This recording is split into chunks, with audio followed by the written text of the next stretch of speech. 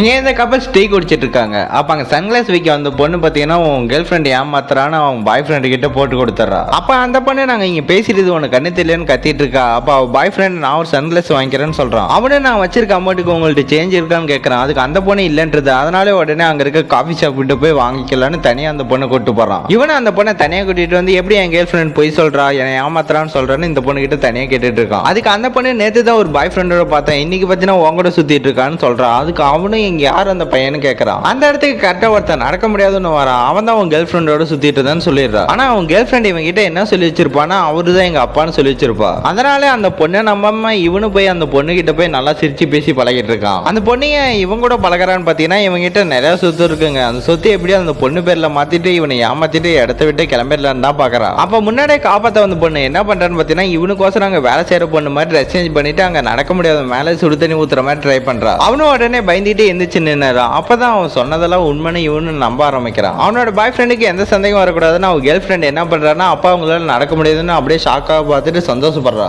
ஆனா அவளோட பாய் ஃப்ரெண்டுக்கு எல்லா உண்மையுமே தெரியும்.